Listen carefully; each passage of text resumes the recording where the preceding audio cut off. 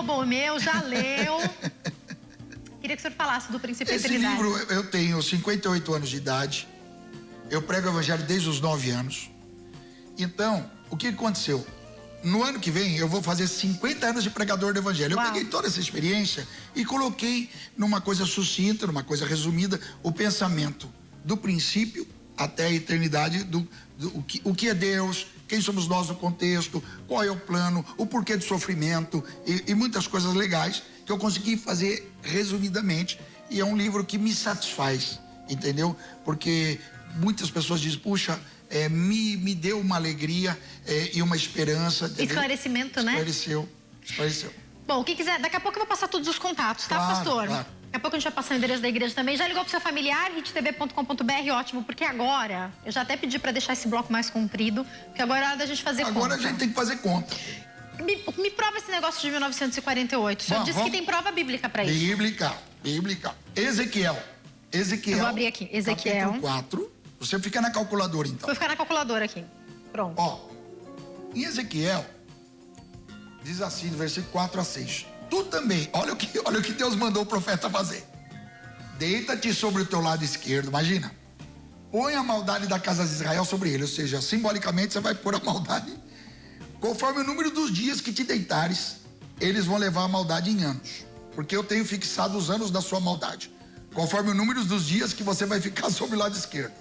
390 dias. Coitado de Ezequiel. Para anotar esse número? 390. Ele ficou 390 tendo que dormir deitado, amarrado do lado esquerdo. Deus fazia essas coisas. Isaías profetizou nu. Deus fazia essas coisas. Deus gosta de alegoria, né?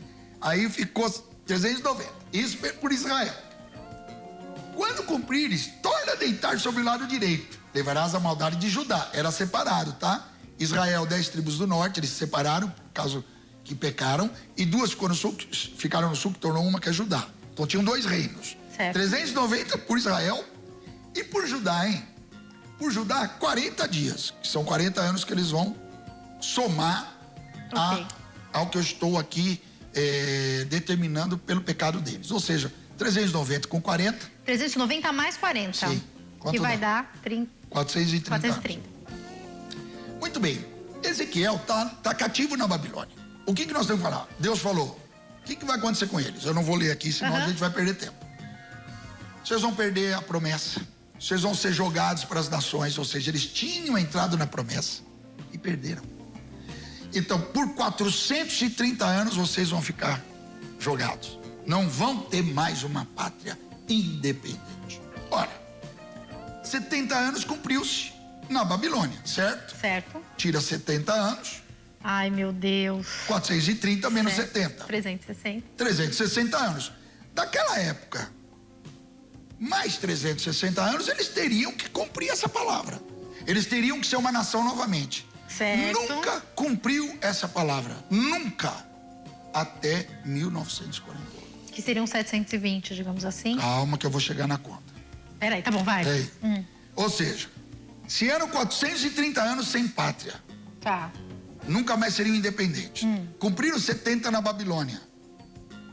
Mais 360. Eles teriam que ser independentes novamente. Certo. Nunca foram. Nunca. Só foram ser independentes em 1948. Opa, pastor. Então a palavra de Deus não cumpriu? Cumpriu. Lá em Levítico. O negócio aí é o negócio de estudar as escrituras. Gente, o que eu vou fazer? A Bíblia é o contexto. Em Levítico 26, porque o que acontece? Guarda aí, pessoal. No ano de 537 antes de Cristo, certo, foi dado a liberdade para eles. Eles estavam na Babilônia cativo, ficaram lá 70 anos. Em 537 antes de Cristo, foi dada a liberdade. Eles voltaram para a terra deles? Não.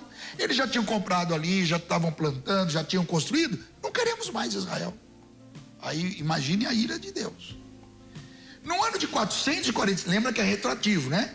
Em 445 a.C., Artaxerxes deu a ordem para eles poderem reconstruir. Voltaram. Voltou uma minoria. Tiveram que reconstruir em tempos difíceis, conforme dizia a profecia. E levou mais 49 anos. Deus tirou. Ou seja, Em 537, quando foi dada a liberdade para eles, ao invés de eles voltarem para a pátria, não voltaram. Então a Bíblia diz assim, em Ezequiel, em Levítico 26, diz assim. Anota aí, para depois você conferir. 18, vamos no 18. Tá. Aí no 26 inteiro ele vem falando, olha, eu vou abençoar, vou pôr vocês na promessa, mas se vocês não obedecerem a minha palavra e não aprenderem com o castigo que eu der, foram os 360 que voltavam. Então ele diz assim no 18, se ainda essas coisas não me ouvirdes, eu prosseguirei em castigar-vos 7 vezes mais. Ou seja, faltavam 360 anos. Multiplica por 7, dá 2.520 anos. Quanto que dá?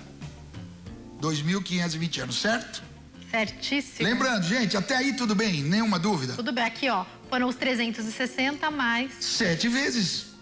Vezes 7, Porque não cumpriu, gente, não tem como você fugir disso, não cumpriu. Deus falou, vocês vão ficar 430, ficaram 70 só. Faltavam 360, mas nunca mais, só em 1948, ou seja, 2.520 anos. Lembre-se, o calendário judaico é lunar, o nosso calendário é solar. O calendário judaico, eles têm 30 dias exatos, não tem 31 e 30.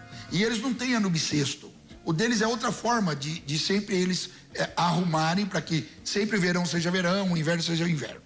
Portanto, o calendário judaico é lunar. Certo. O ano judaico tem 360 dias. Quantos? 360. E o nosso? 365 mais 6 horas. 5 horas e pouco, 6 horas. Então, 365 proporção 0,2, que é 1/4 de mais 24 horas. horas. Uhum. Ou seja, todo mundo sabe isso. O ano gregoriano, que é o nosso calendário, tem 365,2. O deles, 360. Para eu trazer para o nosso calendário, eu tenho que transformar no nosso calendário. Então eu tenho que mostrar dos 2.520 anos em dias. Multiplica por 360.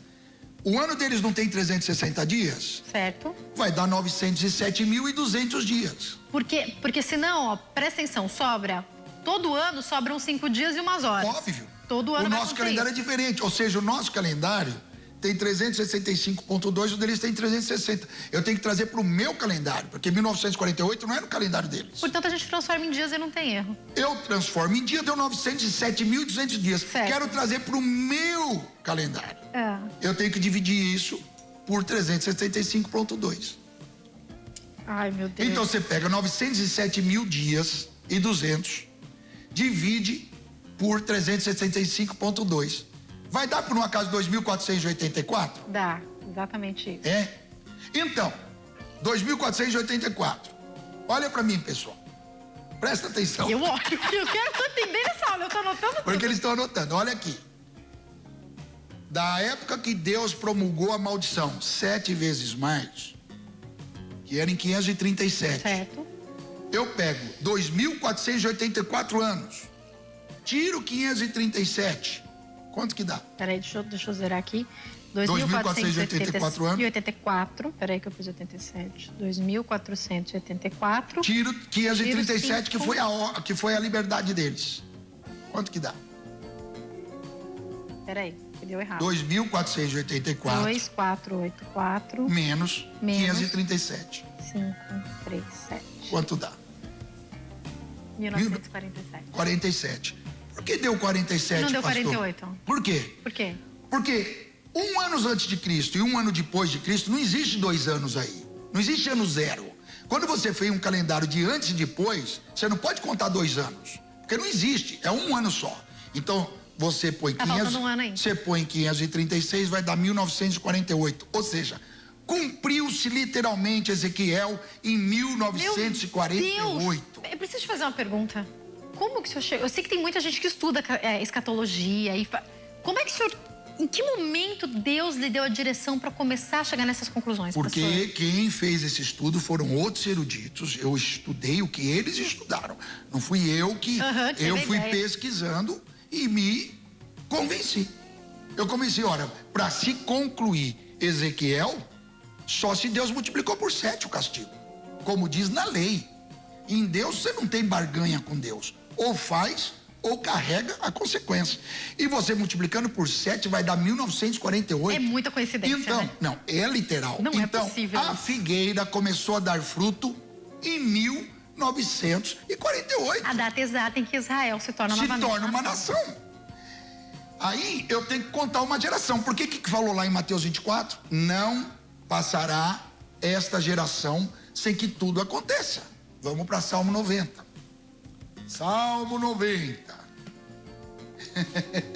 Ai, meu Deus. Abre lá. Anota aí.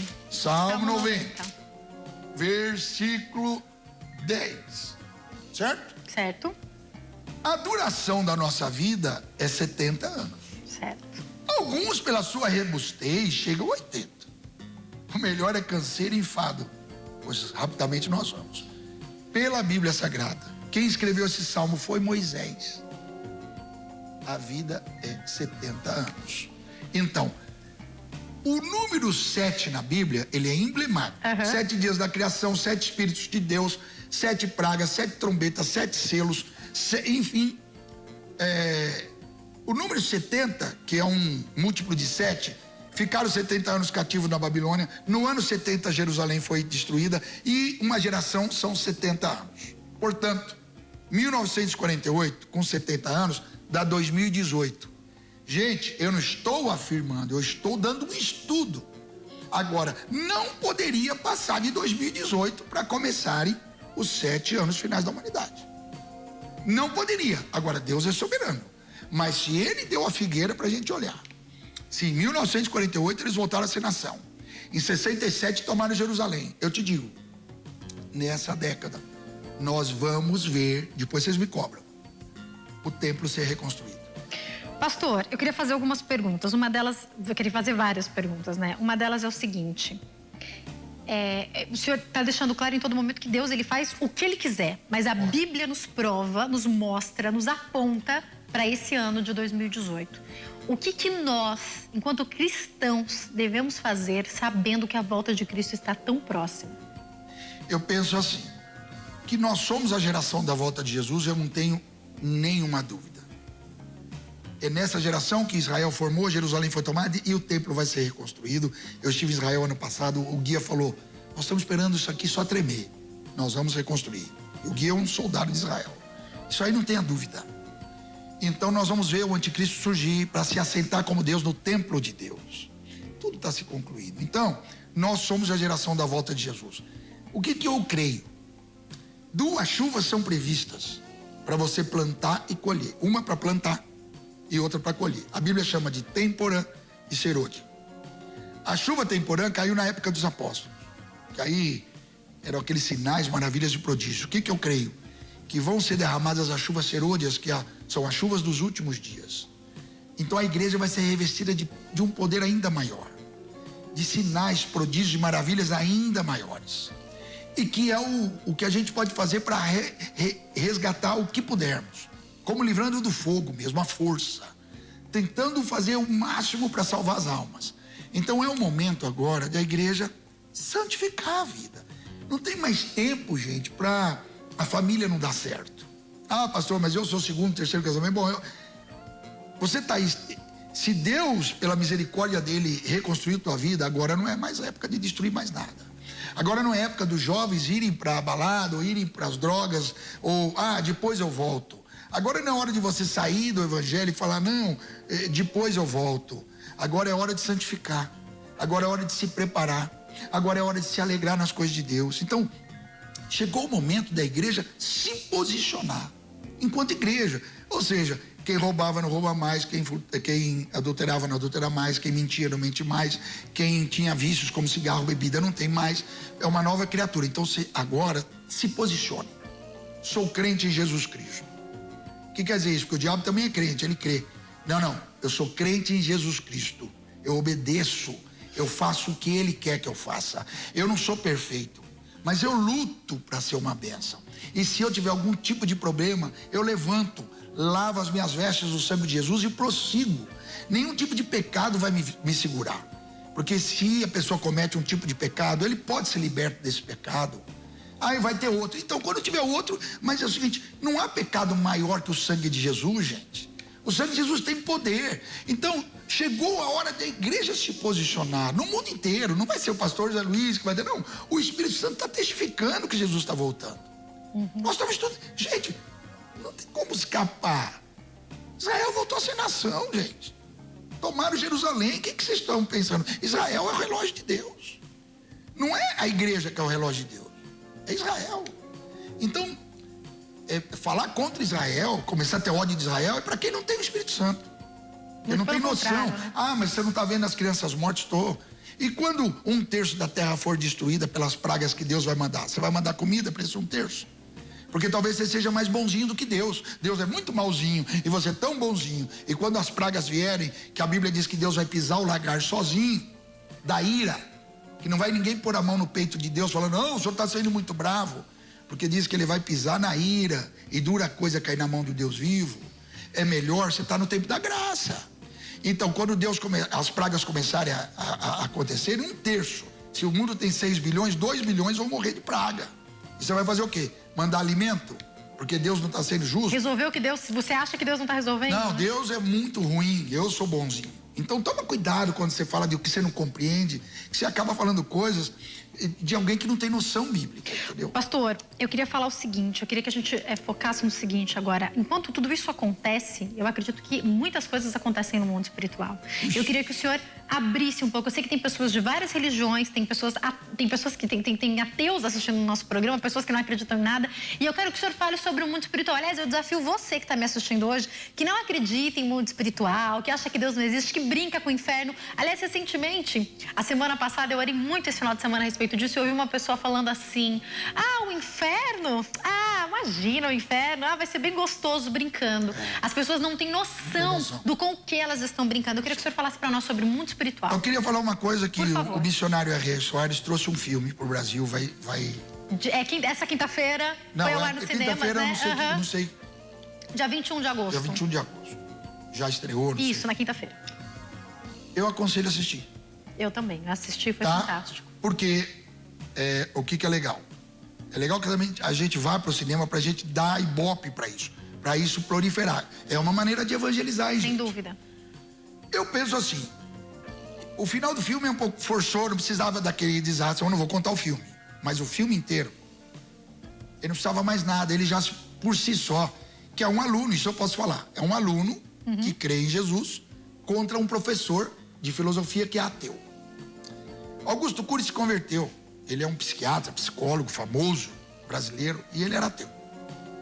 Ele foi estudar Jesus e se converteu. Ele falou uma coisa legal, o ateu, ele não é ateu por convicção, porque ele estudou ser ateu. Mas o grande problema das religiões e de quem não crê é o sofrimento. Como que pode existir o sofrimento se existe um Deus? Como é que esse Deus, ele não vê? Então as religiões tentam adaptar o sofrimento.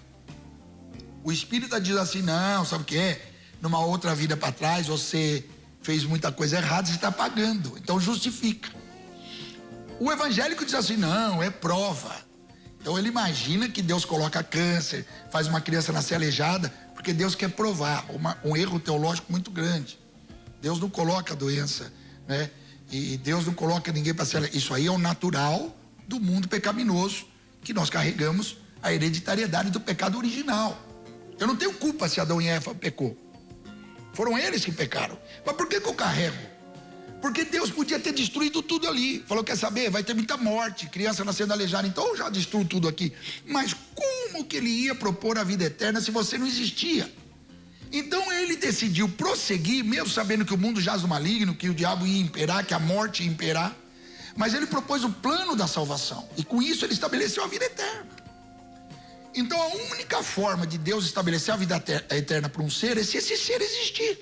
Então que vai nascer aleijado, vai nascer com fome, vai, mas o problema é que ele nascendo, como não existe reencarnação, ele só passa a existir naquele momento, Deus propõe a vida eterna, era a única maneira pela justiça de Deus.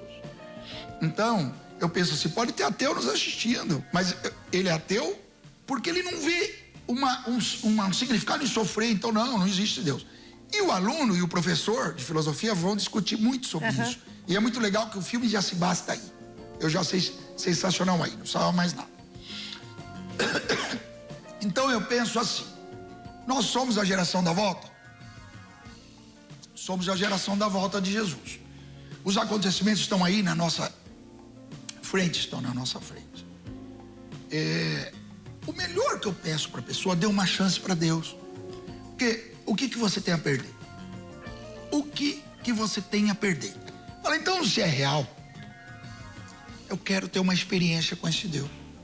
Porque eu morei nos Estados Unidos e eu perguntei para um coreano, nós estávamos fazendo um curso de inglês em Berkeley, na Universidade de Berkeley. Curso de verão. E eu perguntei para ele em inglês, porque você só podia falar inglês para aprender, né? Eu perguntei qual a sua idade, ele falou, em qual calendário? O nosso calendário não é gregoriano, é outro, não temos nenhuma, só tem esse calendário 2014 para fazer negócio, mas o calendário dele é outro, ele não respeita esse calendário como cultura, ele nem sabe o que é Israel, o que é Jesus. Ele é norte-coreano. Norte-coreano. Ele nem sabe o que é Jesus, o que é judeu, Abraão, ele não tem isso na cultura dele.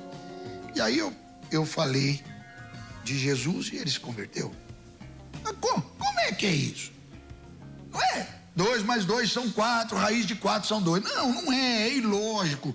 O sujeito lê, ame seu inimigo, pá, que poder. Isso aqui, gente, não é filosofia. Isso aqui é palavra de Deus. Isso aqui é o manual da existência humana. É o melhor indicativo de você saber a razão da tua existência. Aqui. Dê uma chance. Sabe? Abaixa a guarda intelectualmente.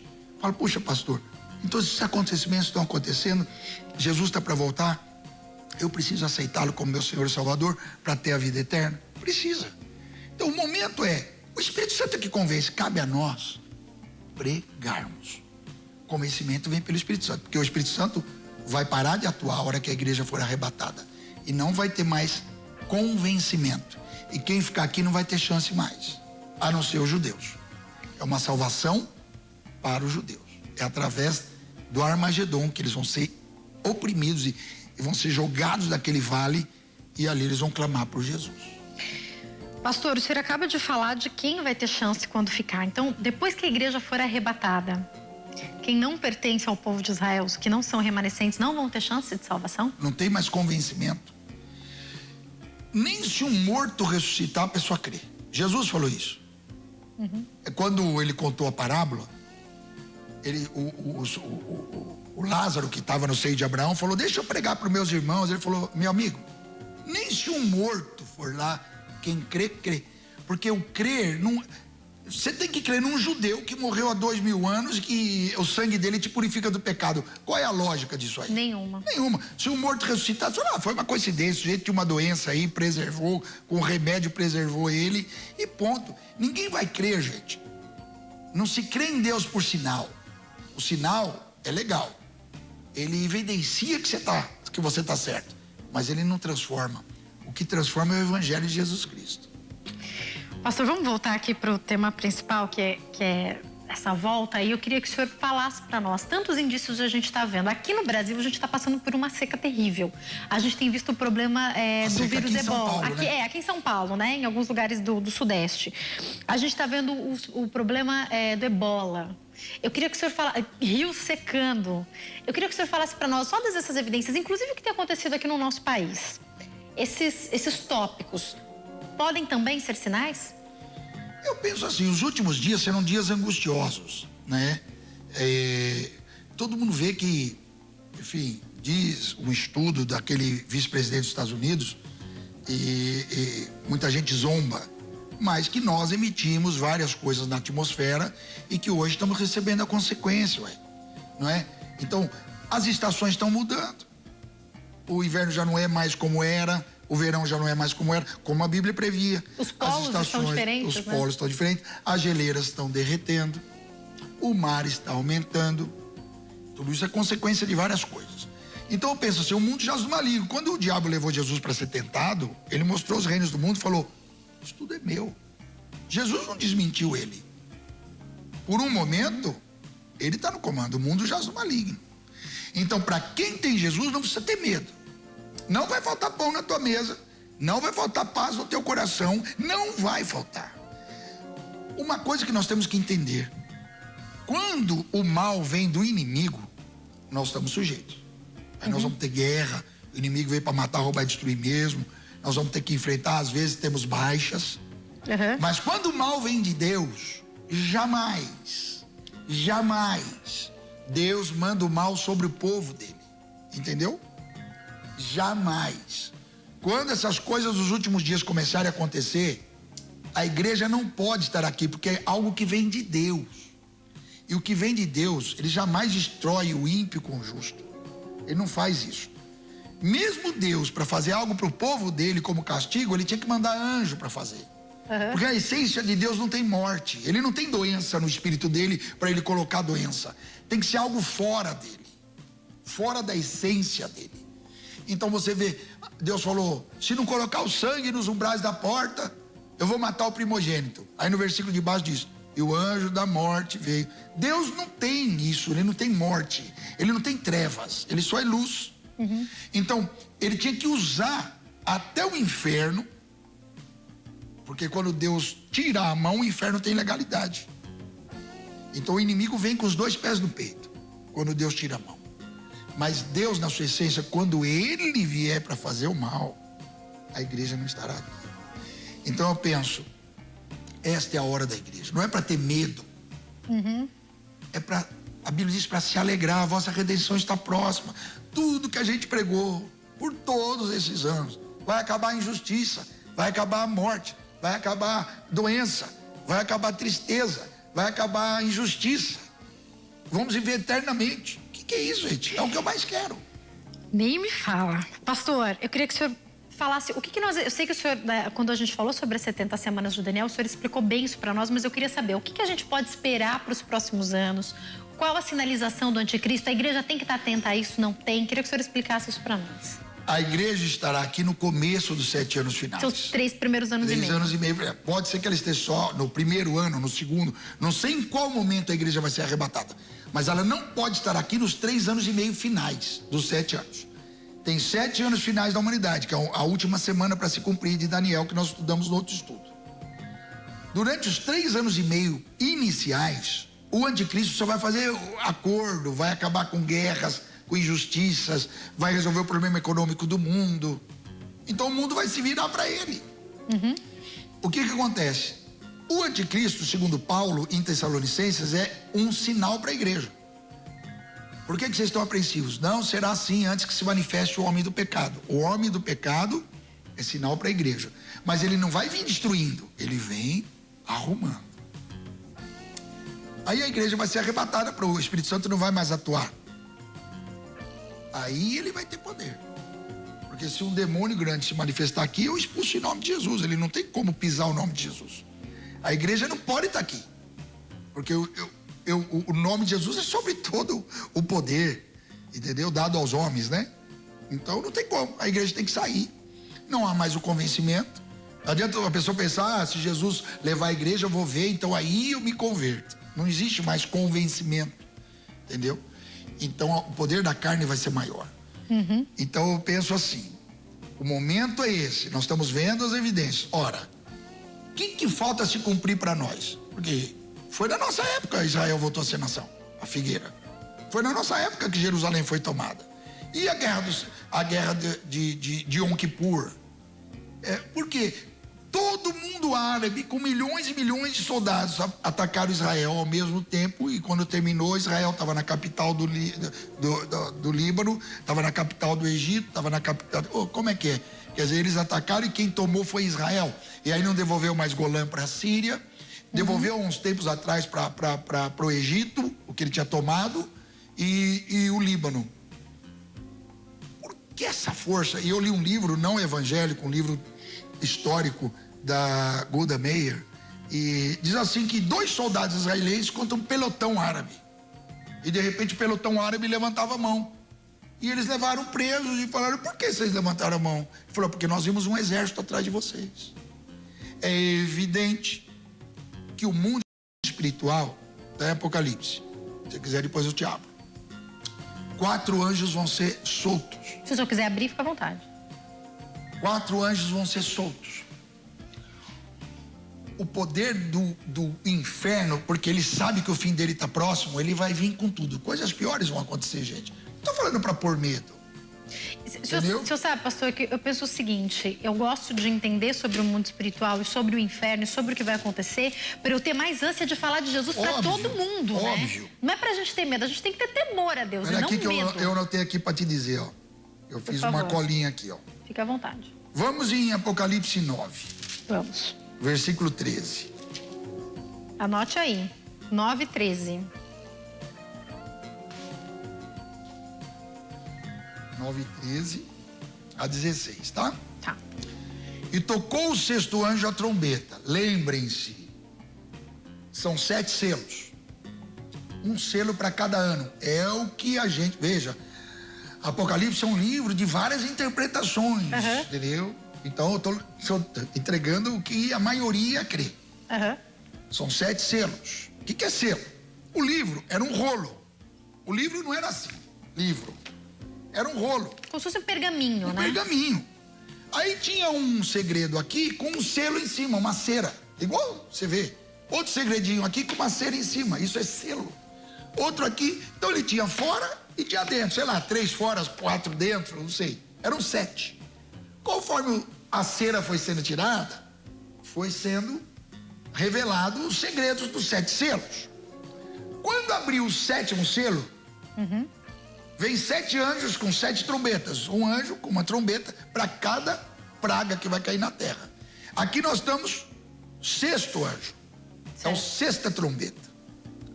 E ouvi uma voz das 4 pontas do altar do ouro que estava diante de Deus. Isso é uma visão espiritual. A qual dizia ao 6º anjo que tinha trombeta: solta os 4 anjos que estão presos junto ao rio Eufrates. E foram soltos os 4 anjos que estavam preparados para a hora, dia e mês e ano. E aí a pessoa fala: não sabemos a volta de Jesus. Viu? Existe uma hora, um dia, e não vai ser nenhum para lá, nenhum para cá, filho. Já está determinado. A fim de matar a 1/3 parte dos homens. E o número dos exércitos cavaleiros que vão vir para cima são de 200 milhões. E eu vi o número deles, né? 200 milhões. Então, da onde veio? Desses 4 anjos que vão liberar esse poder infernal. Meu Deus. Então, no 17 vai dizer: os líderes vão ser tomados por demônios e não vai ter acordo. Então é evidente que tudo isso, a pessoa fala assim: mas o senhor acredita que o inferno é o quê? É um foguinho que fica lá? Não, filho, o inferno não é foguinho. É que a melhor forma de eu falar uma palavra paralela para que você entenda algo é se você estivesse em algo que queima e não consome. Então por isso a Bíblia diz fogo do inferno, ou seja, é a única palavra para você entender que você vai estar num lugar que você vai ter angústia e não tem consolo, vai ter sede e não tem água, filho. Eu não digo sede de água só não, vai ter doença e não tem cura. Então você vai estar num lugar da ausência da atuação de Deus. Isso é inferno. É ausente, não é um foguinho com alguém com tridente e um ser com chifrinho e rabo. Diz que ele é lindo. Esse querubim, que é Satanás, a Bíblia diz que ele é lindo. Ele era um querubim que assistia ao lado de Deus. O cara é... Meu. E aí, esse ser aí não é um ser com chifrinho e tridente. Ele arrastou com ele 1/3 do céu. O cara tem poder de convencimento. Ele tirou 1/3 de bilhões de anjos com ele, que são esses demônios, que são anjos decaídos. Demônio não é alguém que volta do passado, não. Demônio é anjo decaído. Então esses, eles são psicopatas. Não é que ele vai te fazer o mal e já fiz, tá bom. Não, ele vai até matar. Eles são psicopatas, não tem acordo, não tem salvação para eles. Como eles sabem que o fim está próximo, eles vão fazer o maior estrago que eles puderem. Entendeu? Que já está determinado, que eles já foram derrotados quando Jesus ressuscitou. Jesus venceu a morte. Quando Jesus voltar, acabou o poder da morte. Para nós, para Jesus já acabou. Então, é evidente que esse inferno todo vai ter legalidade para agir. Você imagina. Eu não quero estar aqui, não. Nem eu, não vamos estar. E olha, eu acho importante a gente falar sobre tudo isso, porque eu vou reafirmar aquilo que eu ouvi recentemente. Pessoas brincando com o inferno. Eu assisti um filme, inclusive sugerido pelos meus pastores, que é alguma coisa do tipo Relação em Risco. E é a história de uma menina que é de uma família cristã e ela escolhe, depois vocês vão assistir o final do filme, pode assistir, e ela faz um comentário para a mãe dela, que é a pastora, que é o seguinte: a mãe dela fala, você vai pro inferno. E ela fala assim, eu vou adorar o passeio. E ela tem consequências muito grandes da escolha dela.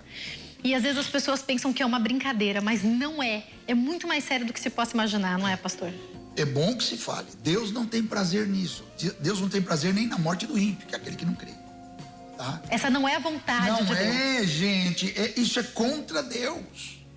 Só que não tem... Você fala assim, mas por que Deus não evita tudo isso? Gente, eu penso que é muito interessante, até no filme que o missionário R. Soares trouxe, que é Deus Não Está Morto. Né? É muito legal, né? Porque até nesse filme tem esse questionamento. Por que Deus não evita? Ora, o aluno fala para o professor assim, vocês ficam bravos, porque não é o que nós estamos vivendo no Brasil. O Brasil é laico. O Brasil é laico. Por que os evangélicos querem, ou os católicos também, em alguns pontos, no caso do aborto e no caso, enfim, de casamento de pessoas do mesmo sexo, nós temos a nossa opinião. E por que vocês são contra? Não tem que a religião ir no governo, né? E eles ficam muito bravos, né? E o aluno perguntou para ele assim, eu posso colar na prova? Porque, veja bem, se cada um é um ser livre e pode fazer o que quer, por que eu não posso colar? Onde está escrito no universo, ou alguém pôs isso como parâmetro? Por exemplo, gente, entenda que eu estou dando um exemplo, pelo amor de Deus. Porque onde está escrito que uma mãe não pode ter relacionamento com o filho? De onde vem essa moral, né? De onde vem isso aí? Porque em muitas sociedades há o incesto. Em muitas sociedades... E por que você acha que isso não pode? Por que não pode irmão com irmã? Aonde que está isso? Por que não? O que tem? Eu sou livre. Ué, mas onde que tá esse parâmetro? Por que isso te soa tão mal? Porque a gente sabe que isso é errado. Mas onde que tá escrito que isso é proibido? Então, cada um não é livre? Então, veja, quando há a falta da lei e da vontade soberana de Deus, porque todas as leis, pelo menos dos países ocidentais, vêm do Código de Hammurabi e da Lei de Moisés. Foi aí que foi baseado ética, dever e direito. Então, quando você tira isso, então as pessoas ficam falando, por que Deus não evita? Como se Deus... Então ele vai agora tirar o intelecto do ser humano e impor o intelecto dele. É a mesma coisa que vocês estão proibindo a igreja de colocar o que ela acha correto. Não, nós não queremos o teu. E querem que Deus atue no intelecto e evite que a pessoa raciocine, porque então ele evitaria. Não, Deus não vai evitar a pessoa de raciocinar. Você é livre, meu. Pense o que você quiser. Quer aceitar Jesus, aceite. Não quer. Agora, ele não tem como mudar seu intelecto para que faça exatamente o que o intelecto dele pensa. Você é livre. Você é um semideus pela Bíblia. Você é livre. Você vai ter que aceitá-lo por sua livre e espontânea vontade. E aí ele tem legalidade para te livrar do inferno. Deus precisa de nós para que vidas sejam salvas, pastor? Eu penso assim. Esse precisa é no sentido de que ele não vai atuar. Se ele quiser, ele faz um jumento falar, como ele fez. Ou se ele quiser, ele faz pedra falar, né? Mas não é assim. Ele precisa de nós no sentido, não de precisar, no sentido da soberania dele, mas precisa de nós no sentido do que é real. A igreja está aqui, a igreja é o atalaia, ele precisa sim, que nós vamos ter uma vida reta, gente. Quer dizer, nós somos pastores, vamos lutar. Não vamos decepcionar ninguém, vamos ser humildes, vamos na nossa simplicidade, vamos pregar o evangelho e vamos orar uns pelos outros e vamos fazer que o reino do Senhor seja o máximo que a gente puder, porque nós somos a geração da volta de Jesus. E eu digo, se prepare, que a gente falou em muita coisa ruim, mas em contrapartida, a igreja vai viver um avivamento o qual nunca viveu. Vocês vão ter prosperidade, bênção, paz, alegria, vitória, vão alcançar teus sonhos. Não é porque Jesus está voltando que você vai parar de trabalhar. Não, você vai se formar, você vai buscar a tua bênção, porque vai ser a época de maior bênção para a igreja. Então se prepare que nós vamos ter muita alegria.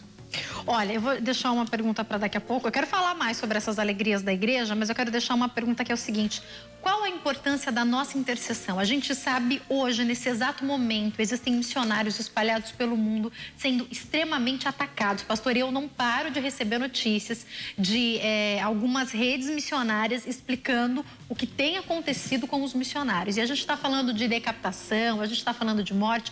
Com certeza o senhor está ouvindo sobre isso. Qual a importância da nossa intercessão? Porque nem todos vão ser enviados para outros países.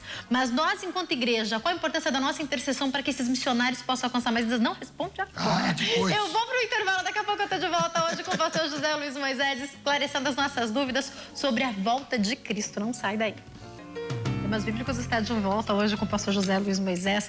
O programa está pegando fogo, porque a gente está falando sobre a volta de Cristo. Para você que ligou a TV agora, base bíblica a gente já tem. O pastor ensinou para mim, ensinou para quem está em casa, provou para a gente tudo que a Bíblia fala sobre a volta de Cristo. E a gente pode entender, biblicamente falando, pelas interpretações e pelas contas que me chocaram, porque foram exatas, né, pastor? A gente pode entender que lá para 2018 a gente já deve estar começando. Teria que começar. Vamos ver se o senhor vai seguir com o plano. Teria que começar. Porque é o que a Bíblia nos mostrou quando a figueira começou a dar fruto. Então, a gente é a geração da volta, isso nós somos. Pastor, qual a importância da intercessão da igreja? Como, recapitulando o que eu falei no bloco anterior, tem missionários espalhados por todo mundo, indo para gerações que não conhecem a Cristo. Muitos deles estão sendo exterminados, muitos deles estão arriscando a própria vida. A igreja tem que interceder por esses missionários? A igreja tem que interceder. E eu acho que isso não é para qualquer um ser missionário. Tem muita gente, eu vou ser missionário, como se fosse uma coisa. E vamos falar o que é real, onde eles estão sofrendo maior perseguição é com os muçulmanos. Infelizmente, isso é constatado, eu não estou falando mal de nada. Então, o que está acontecendo no Iraque, por exemplo, aquelas pessoas sendo obrigadas a se tornarem islâmicos ou então morrem, e você vê crianças lá órfãs e tudo mais. Mas uma coisa eu quero ser muito enfático. A oração da igreja é tudo, gente. Quando você ora, o que acontece? É uma lei. Não há outra forma, não tem outro antídoto, nada, a não ser oração. Gente, a oração foi a arma que Deus mostrou para nós que Ele tem uma fraqueza. Tá. A oração é a única arma que a gente consegue fazer Deus até mudar de ideia, igual Moisés fez. Eu vou destruir. Moisés falou, não, o senhor não vai destruir, se arrependa. E Deus, diz a Bíblia, se arrependeu. A oração é a única arma que dá legalidade para Deus agir. Isso é incrível. Gente, se a igreja não orar, é a única arma. Não tem outra arma. E crescer na palavra. Porque eu vou contar um caso. Por favor. Posso? Fica à vontade. Eu gosto muito de palavra. Eu amo palavra, né, gente? Eu gosto de sentar na frente para escutar palavra. Eu sou apaixonado por palavra. Ah, mas você não é do Voz da Verdade? Sou do Voz da Verdade. Fizemos o nosso louvor desde 78. Mas por quê? Porque o nosso louvor tem a palavra. Claro. E eu assistindo de madrugada um programa, eu vi de um pastor velho, já morreu, mas está gravado o programa dele. E aí, ele contou a história do seguinte. Você sabe que o avião monomotor, aquele avião de um motorzinho só? Um só. Ele vai até 10 mil pés, 11 mil pés. Por quê? Porque se ele for para 14 mil pés, 15 mil pés, que dava 4.500 metros por aí, não tem oxigênio. Ele ia desmaiar. Esses aviões que voam no mato, tudo eles têm um cilindro de oxigênio e uma máscara. Se por acaso vier uma tempestade e ele estiver aqui por cima, ele põe a máscara para poder ir a 14, 15 mil pés, porque vai faltar oxigênio. Não, ele desmaia, morre. Então ele falou que o sujeito estava pilotando lá no deserto e viu um oásis para abastecer o avião, pousou o avião. E aí ele abasteceu o avião, quando ele está longe já, ele escutou um rato roendo toda a fiação. Entrou um rato, porque era um lugar de muito rato. E ele não sabia. Conforme ele abasteceu, o rato entrou. Só que o avião monomotor não tem piloto automático. Esse avião específico não tinha piloto automático, não tinha nada, ele não podia largar o manche para pegar o rato. E mesmo o que ele ia fazer com o rato? E o rato roendo toda a fiação do avião. E ele falou, que eu vou fazer? Aí ele pôs a máscara e voou alto. Aleluia. Aí ele voou alto. Quando ele voou alto, o rato morreu. Então o pastor falou assim, viu gente? Nós não vamos conseguir tirar o rato mais. Nós estamos vivendo uma sociedade que chegou num ponto. A informação, a internet, o tipo de vida que estamos levando. A igreja está cheia de pessoas com um monte de problemas. Então ele falou assim, nós não vamos conseguir tirar o rato. Mas nós vamos conseguir voar alto. Se a gente voar alto, se a gente crescer no conhecimento e na graça, o rato vai estar lá, mas você vai conseguir mortificar ele. Então é voar alto, gente.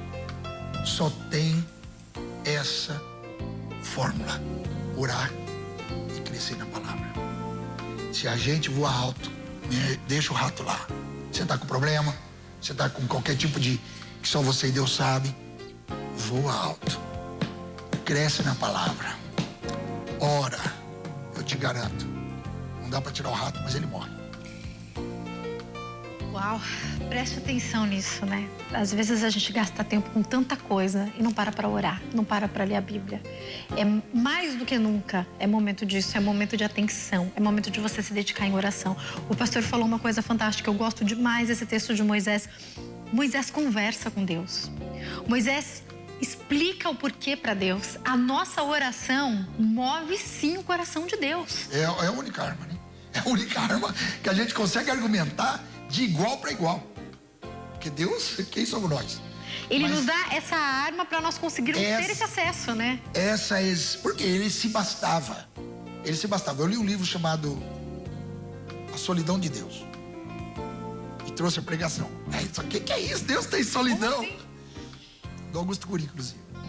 E eu achei fantástico. Muitos pastores criticaram. Onde já se viu Deus? E aí ele mudou até um pouquinho, mas eu peguei o original. Muito legal, porque tem que ter mente aberta. Então ele diz assim, sabe qual é o porquê que você quer se comunicar? Porque você sente solidão. O autista não sente solidão. Por que uma criança autista não tem necessidade de interagir com outras crianças? Porque ele não sente solidão. Portanto, não sentir solidão é doença. O fato de você querer se comunicar, querer viver em família, querer viver em sociedade, querer se provar, querer fazer parte, querer ser honrado, é porque você sente a solidão boa. Solidão boa, não doença. Solidão boa. Essa solidão boa, segundo a psicologia, faz com que você tenha a necessidade de... Então ele falou assim, a solidão de Deus. Deus se bastava. Mas em determinado momento da eternidade, ele falou, eu quero um ser igual a mim. E o homem foi feito à imagem dele. Por que ele fez o homem diferente do cachorro, do cavalo, do vegetal?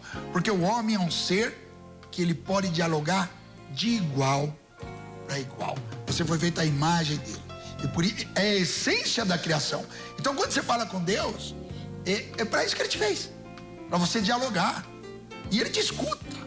E te entregou atributos comunicáveis. Pastor, quando a gente fala sobre alguns desses atributos, eu vou colocar aqui amor, justiça, a gente consegue de alguma forma, quanto mais a gente se aproxima de Deus, a gente consegue entender mais esse atributo genuíno dele? Quanto mais você se aproximar de Deus, mais... Porque eu gosto muito de dar um exemplo seguinte, eu era fã de um escritor fantástico, o cara é um pesquisador, mas ele foi querendo ir tanto no profundo dos profundos que o cara desvirtuou tudo, sabe?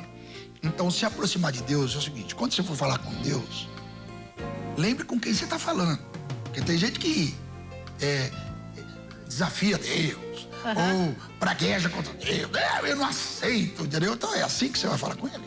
Outro dia eu fui num juiz, para entrar na sala, assim, excelência. Ele podia falar, o que é, né? Não, excelência, posso falar com o senhor? Aí você vai chegar para Deus. Então, quanto mais você se chegar a Deus, não se sinta no direito de que você, sabe, não. Deus gosta de ser respeitado. Outra coisa que eu acho fantástico, tenha argumento com Deus. A pessoa, está escrito na Bíblia, vocês querem falar comigo, com coisas que Deus fala assim, não tem cabimento, não tem nexo. Eu lembro de um doutor pediatra das minhas filhas, já morreu.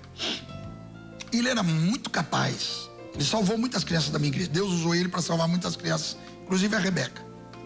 E ele era fechadíssimo, judeu ele. E aí todo mundo lá fora criticava muito, esse médico aí, mano, lotado. E eu entrei um dia e falei, ô doutor Pérez, tá todo mundo reclamando, o senhor não conversa, o senhor não fala, o senhor blá blá blá blá. E eu cutucava ele conversava comigo. Ele falou, Zé Luiz, você sabe quanto eu estudei na vida? Sabe quanto eu estudo na vida? Sabe qual é o meu grau de conhecimento? Aí a pessoa entra aqui. Aí eu falo para ela assim, olha, teu filho tem isso, faça isso. Aí a pessoa fala para mim, mas minha vizinha falou que não. Você acha que eu vou ter condição no meu conhecimento intelectual de traduzir para ela o que eu estudei? Eu faço a receita, filho. Dou receita. Eu não tenho como... Ela falou que a vizinha falou que era melhor passar farinha. Entendeu o que eu tô falando? Como que você vai chegar no intelecto de Deus com falta de argumento, com coisa sem nexo? Minha vizinha falou. Eu dei um exemplo. Claro. Pô, meu é linguagem de paulista, viu? Quem estiver assistindo. Vai chegar com Deus, chegue com argumento. Vai lá e tal. O senhor pode curar minha filha? Não dou para cachorro. Mas os cachorros têm direito às migalhas. Contra o argumento, gente, ele se derrete. Quando você tem argumento, você é o único momento que você consegue falar de igual para igual. Olha, pastor, isso que o senhor está falando me faz pensar o quão fantástico é quantas vezes a gente deixa de falar com Deus. De repente é uma situação, é uma causa na justiça, é a tal da cura divina que as pessoas às vezes esquecem que tem direito de... A palavra de Deus não erra. Isaías fala isso, o Senhor Jesus levou sobre si. Pode um crente morrer com uma doença? Pode. Óbvio. Mas falar que esse é o plano real de Deus não é bem por aí, não é verdade, pastor? Lógico. A gente deixa de orar, a gente deixa de gastar tempo em oração. É o que eu digo sempre. Enquanto tem esperança, mas o jeito tá torto, já comeu tudo, o câncer já acabou, tá com morte. Enquanto tiver vida, eu vou orar. Uns Deus vai curar, outros não. Outra morte vai ter poder, porque a morte, ela ainda é o império. Uhum. Só Jesus venceu. Então, crente vai morrer, gente. De doença, vai morrer. Mas enquanto tá vivo, nós vamos orar. Porque há a possibilidade da cura? Sim. E se Deus curar, vamos glorificá-lo. E se não curar, vamos glorificar o que a pessoa está na glória. Então, para nós não tem esse problema, mas que nós vamos insistir com Deus. Enquanto tiver um fôlego de vida, enquanto ele não disser não, nós vamos continuar insistindo. Com argumento, com respeito, com amor, com sabedoria. Precisa ter conhecimento bíblico para chegar a Deus. Mas com sabedoria. Sabedoria não quer dizer conhecimento. Sabedoria é a pessoa saber se portar. A humildade vai na frente da honra. Saiba se chegar a Deus. Então quer dizer que essa pessoa que está assistindo, que nunca orou, não conhece direito a Bíblia, pode fazer uma oração ainda hoje? Faz uma oração totalmente sem a nossa fórmula de orar. Ela fala de uma outra linguagem e Deus conhece. Sabe por quê? Deus conhece o coração. Deus conhece a intenção. Então, dizem assim, de boa intenção o inferno está cheio. Mentira, frase mentirosa. Deus pesa a intenção mesmo. E fala isso, né? Que ele pesa a intenção do coração, tá escrito, né? Intenção vale muito. Vale muito. Acontece que muitas pessoas fazem as coisas e todo mundo olha, ai, como ele é bonitinho, como ele é, mas Deus fala assim, eu conheço. E às vezes você olha uma pessoa que você não dá nada, não, essa pessoa eu não gosto dela. E por que Deus gosta? Porque Deus conhece a intenção do coração. Não é? Então Deus sabe, não precisa saber falar a linguagem nossa. Fale com Deus. Já diria a oração do publicano e do fariseu, né? Aquela muçulmana que se converteu, ela como ela leu no Alcorão, ela, não a do filme, uma outra, a do filme também foi legal, aquele momento eu chorei. Eu tô contando o filme, não pode. Aí... Para as pessoas ficarem mais curiosas, virem chama assistir. Deus não está morto. Ela se converteu lendo o Alcorão. O filho de Maria, fala o filho de Maria no Alcorão. Então veja que poder é esse do Evangelho de Jesus Cristo, que um versículo transforma vidas. Gente, a única arma que nós temos é orar. Então quer dizer que essa pessoa pode orar pelo filho, pelo marido, por aquela pessoa da família que eu nunca vi uma mulher não ganhar um marido. É difícil o marido ganhar a mulher. Que a mulher tem... Desculpa, que a mulher tem um negócio de intimidade com Deus. A mulher tem uma força intelectual e um sexto sentido que o homem não tem. Você vê que o homem, quando vem pra igreja, pra trazer a mulher, vai... É muito mais difícil. Vai ser... Meu pai levou 5 anos pra levar minha mãe. Mas a mulher vem pra igreja, ela traz Seu o pai marido. foi primeiro. Meu pai veio primeiro. Meu pai teve uma experiência pessoal. Meu pai é libanês, gente. Uhum. E o papai foi assistir um filme. No filme, Jesus apareceu pra ele e ele não dava. Aí, ele transformou a vida. Ele tinha 29 anos. Mas depois levou 4, 5 anos pra minha mãe se converter. Minha mãe tinha ódio de crente. Uau. Italiana, roxa, católica. Olha a família deles, né? Agora, pastor, como eu tenho pouco tempo, eu queria que o senhor falasse pra nós uma coisa importante. Antes da gente ir pros momentos finais, momento da oração, eu queria que o senhor dissesse uma coisa importante. As pessoas estão nos assistindo e talvez o crente fale, então agora eu vou largar tudo, eu vou parar de trabalhar, eu vou parar de estar se aproximando da volta de Cristo. Não é isso, né? Não, pelo amor de Deus, ao contrário. Se vocês prosperarem, vocês vão prosperar a obra de Deus. E a obra de Deus vai poder trabalhar. Quem sabe que tenhamos mais televisões, mais rádios, mais condições pra gente fazer mesmo. Vamos fazer barulho mesmo, vamos ter condição. Que a gente possa manifestar isso tudo pra gente poder pregar esse evangelho nos últimos dias. Então tá na hora mesmo de vencer, de alcançar os sonhos. Porque quando você é vitoriosa, sabe quem é honrado? É o teu Deus. Aí a pessoa fala, eu quero esse Deus teu aí. Você fala, você quer meu Deus? Então vem pra ele. Não é que o Deus atuava no tabernáculo? Atuava. O tabernáculo era bonito? Não, o tabernáculo era feio, gente, pele de animal. Era bem rústico. Mas quando Salomão construiu aquele templo suntuoso, o Espírito Santo entrou ali. E os sacerdotes não ficaram em pé da presença de Deus. Então Deus atua tanto na pobreza quanto na riqueza, gente. Não precisa ser pobre para servir a Deus, nem rico. Tanto faz. Se você é um porteiro, seja o melhor porteiro. Se você é um doutor, ganha milhões, seja o melhor. Seja uma bênção, onde quer que Deus te colocou, não importa. Seja o melhor abençoado por Deus. Pastor, pra gente encerrar, eu queria que o senhor deixasse um recado para as pessoas que estão nos assistindo. E tem gente que está nos assistindo hoje, eu creio, que quer se render aos pés de Cristo. Mas o Espírito Santo sabe. Ele já levou a pessoa para a televisão. Olha, o que eu tenho a dizer para você é o seguinte, veja bem, nós estamos sentindo a presença do Espírito Santo. E ele é onipresente, não importa se é ontem ou amanhã, ele é onipresente. O tempo para Deus não existe. Portanto, ele nos está usando para a tua vida. O que eu tenho a dizer para você é que a resposta, a novidade, a bênção é que há solução. Tudo tem solução. Alguns diziam assim, só não tem solução para a morte. Até para a morte tem. Tudo vai dar certo na tua vida. Se você descansar no teu Deus, se você confiar no teu Deus, se você entregar a tua vida ao Senhor. Ele diz, filho meu, dá-me o teu coração. Vinde a mim todos vós que estáis cansados. Está cansado? E oprimidos. A vida tem te oprimido? Disse Jesus, eu vou te aliviar.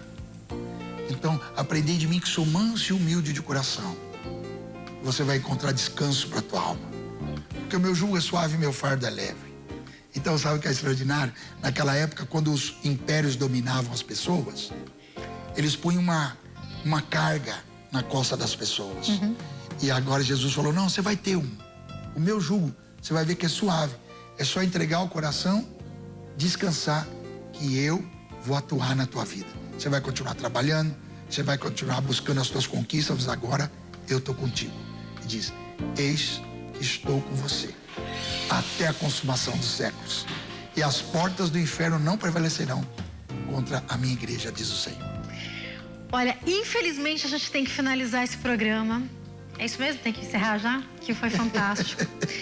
Eu queria que o senhor deixasse para quem quiser entrar em contato, o endereço da igreja. Como é que faz para entrar em contato com vocês, pastor? Para mim, o meu e-mail é josé.moisés@terra, lembra de terra.com.br. José.moisés, lógico que é tudo sem acento e minúsculo. José.moisés@terra.com.br, né? O site meu Pode falar. é vozdaverdade.tv. Não é .com, gente. É .tv.br, tá? vozdaverdade.tv.br. E eu vou dar o endereço da igreja de Alphaville, que eu acho mais fácil. Em Alphaville, aqui próximo a São Paulo, é bem na Grande São Paulo, é ali na cidade de Barueri. Em Alphaville é Alameda Grajaú 129. É um prédio comercial, embaixo a gente faz culto toda segunda, 8h30 da noite. Uma grande bênção, viu? Depois você entra lá no site, tem mais informações sobre a igreja de Sorocaba também, tudo mais. Pastor, mais uma vez, muito obrigada. Chegou teu esposo, chegou uma meu grande marido, bênção. tá aí nos bastidores. Servo de Deus. Vocês dois são servos de Deus. Amém. Chamados por Deus, têm propósito de Deus. Amém. E são uma bênção. E têm executado o plano dele. Né? Amém. Olha, pastor, nós amamos demais a família de vocês. Vocês são uma bênção na nossa vida, na vida dos nossos telespectadores. Eu tenho certeza que muitas vidas foram edificadas através desse programa. Amém. E eu já faço convite pro senhor voltar. A honra é minha. Pastora Rita, as meninas, espero vocês aqui, viu? Sandro também, tô esperando o pastor Sandro aqui. Sandro também, muito legal. Muito legal. Uma bênção, viu? Muito obrigada. Obrigado a você, que Deus continue te abençoando. Tá? Infelizmente eu tenho que encerrar, amém, pastor. Infelizmente eu tenho que encerrar. Que Deus abençoe a todos vocês. Tenham uma ótima noite. Quem ainda não assistiu Deus Não Está Morto nos cinemas de todo o Brasil, fica aqui o nosso convite pra você. E eu te espero domingo que vem aqui no Temas Bíblicos. Amanhã a gente tem encontro marcado às 2 da tarde no nosso programa. Ótima noite pra você. Tchau.